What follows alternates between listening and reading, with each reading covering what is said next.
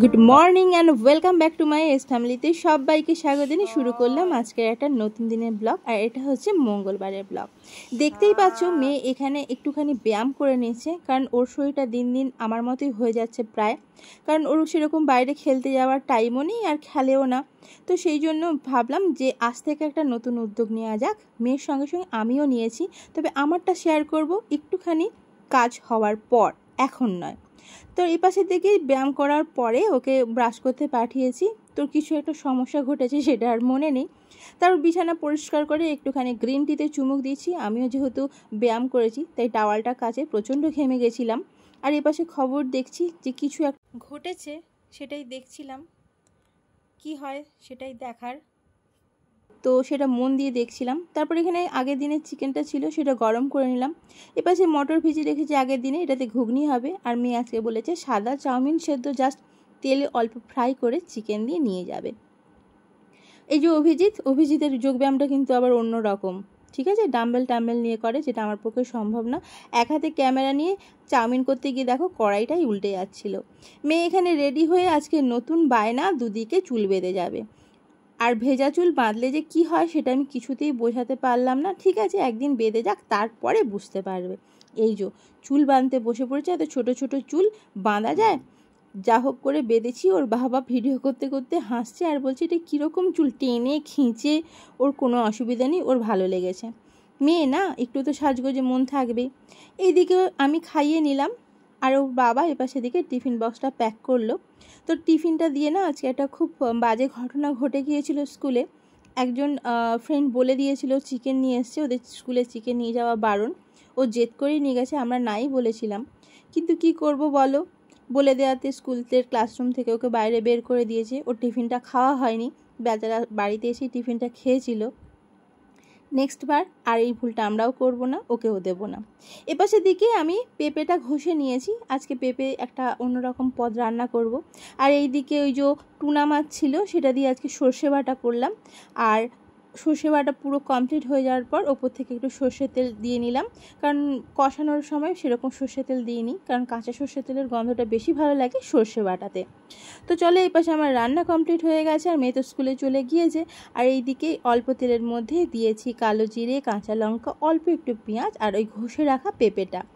যারা পেঁপে খেতে ভালোবাসে না, পছন্দ করে না, তাদের জন্য কিন্তু এটা দারুণ। প্রথমবার করলাম, কিন্তু আমাদের সবার খুব ভালো লেগেছে। আর ভেজে রেখেছি অল্প একটু বড়ি। এইভাবে পেঁপেটা যখন ভালো করে নুন, হলুদ, অল্প করে চিনি দেওয়ার পর যখন রেডি হয়ে যাবে, ওপর থেকে দিয়ে নেব বড়ি ভাজার গুঁড়ো।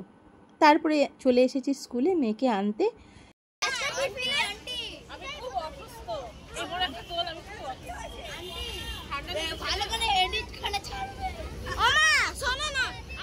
ও নিচে বসে খাচ্ছিল, আমি টেবিলে বসে খাচ্ছিলাম। দাঁড়াও, কেন দেখাচ্ছি। বাইরের কন্ডিশনটা দেখো, পুরো কালো হয়ে গেছে চারিদিক, দেখো। তার জন্য কারেন্টটাও চলে গেছে। এতক্ষণ কি সুন্দর গল্প করছিল, ক্যামেরা অন হলো, সবাই পড়তে লেগে গেল। মানে পড়ানোর জন্য আমাকে বসতে হবে না, জোরে জোরে পড়ছে। ক্যামেরা অন রাখতে হবে, তাহলে পড়া ভালো হবে।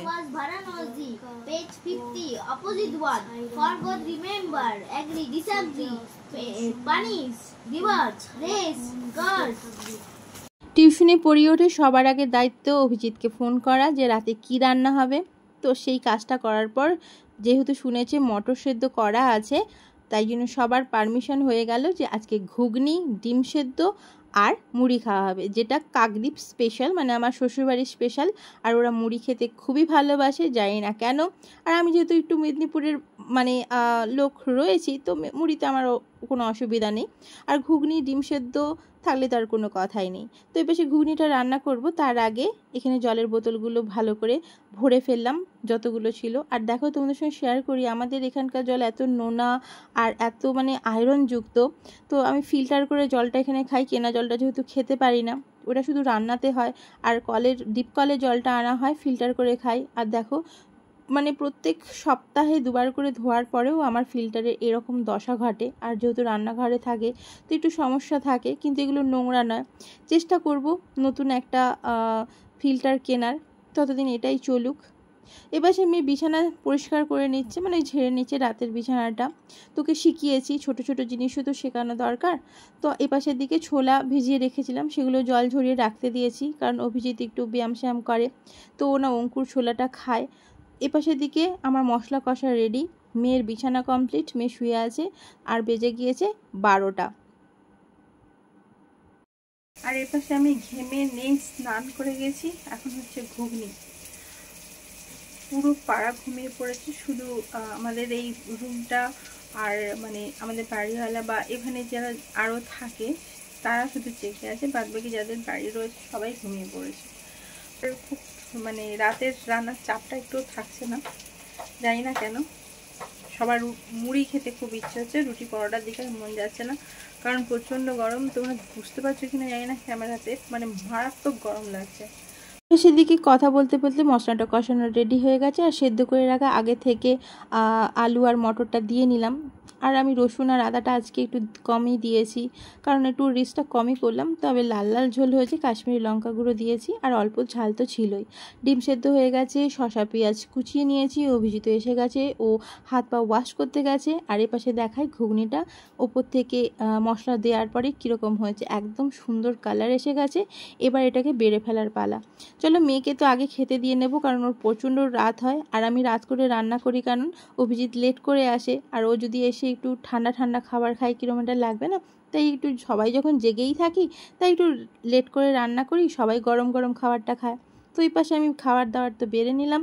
এবার চলো আমরা খাওয়া দাওয়াটা করতে থাকি, আর তোমরা পুরো ব্লগটা দেখে নাও। ছোট ছোট ব্লগ দিচ্ছি, যদি তোমাদের ভালো লেগে থাকে পাশে থাকতে একদম ভুলবে না, লাইকটা অবশ্যই করো, আর সাবস্ক্রাইব করতে ভুলবে না। আর যারা সাবস্ক্রাইব করেছো তাদেরকে অনেক অনেক ধন্যবাদ।